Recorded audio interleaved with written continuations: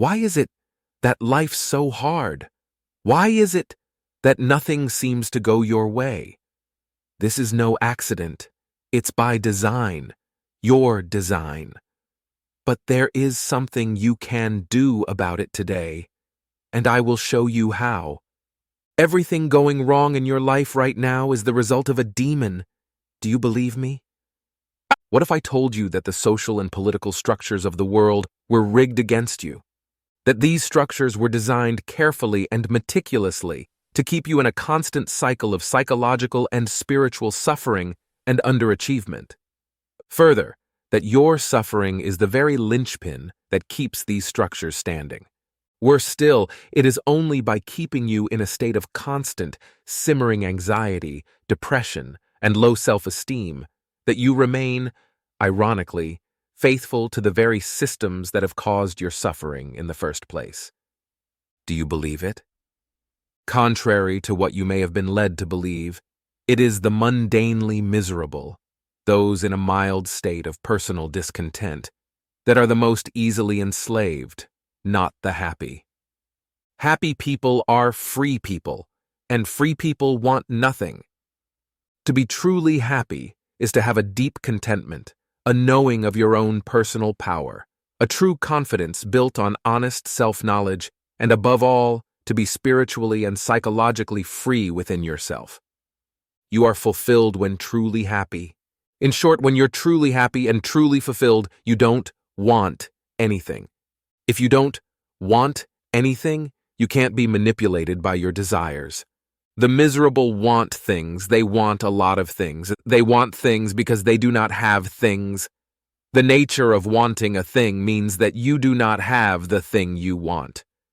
The perfect slave is someone who is just miserable enough and full of wants. Why?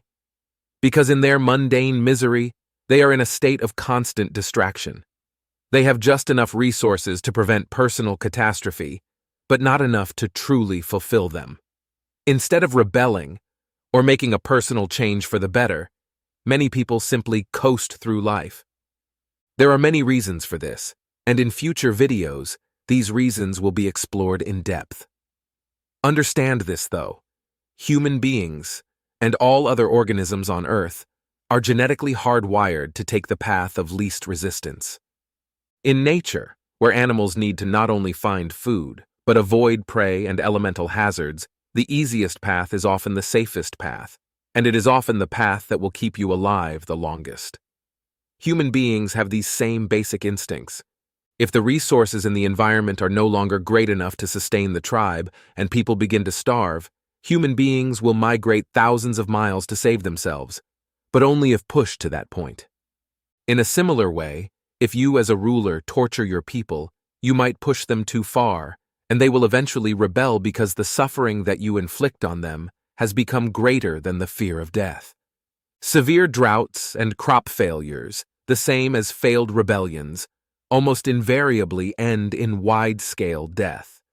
However, keep your people just miserable enough.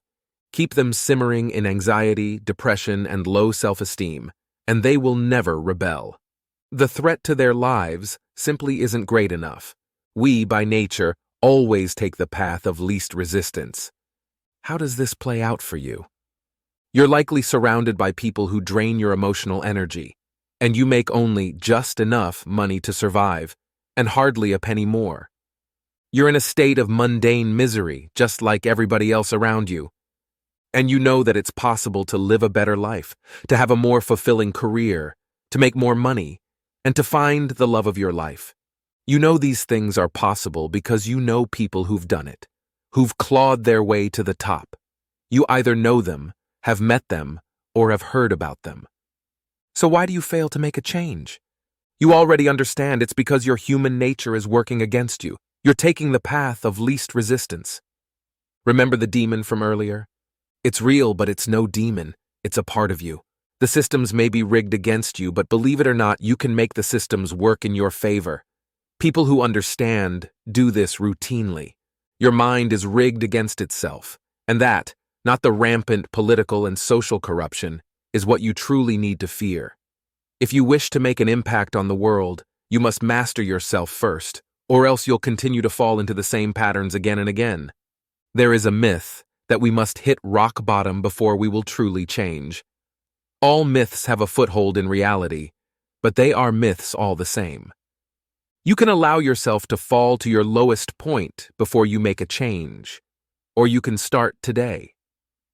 Begin the process of training your body and mind for success.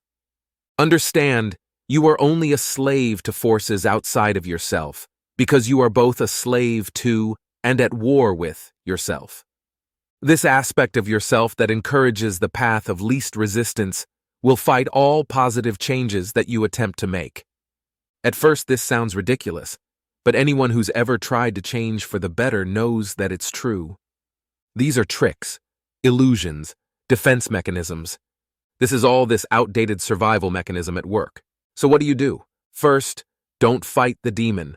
Understand that resistance to change, even positive change, is natural. Don't fight, don't argue.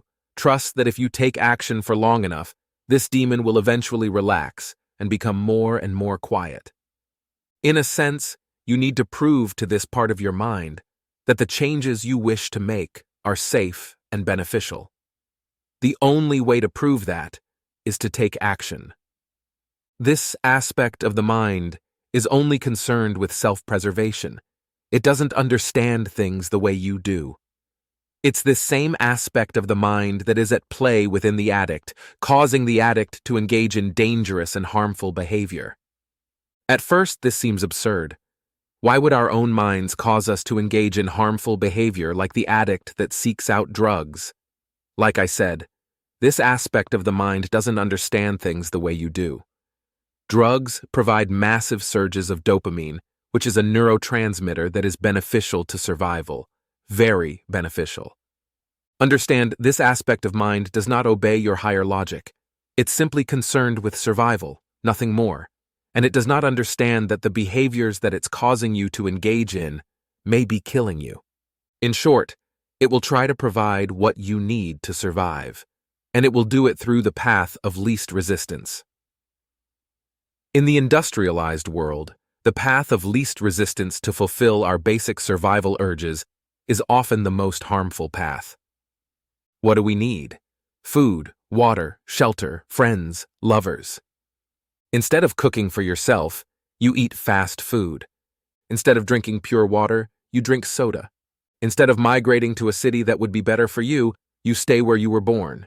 Instead of seeking out friendships, you self-isolate and binge on video games. Instead of finding a lover, you live vicariously through adult material.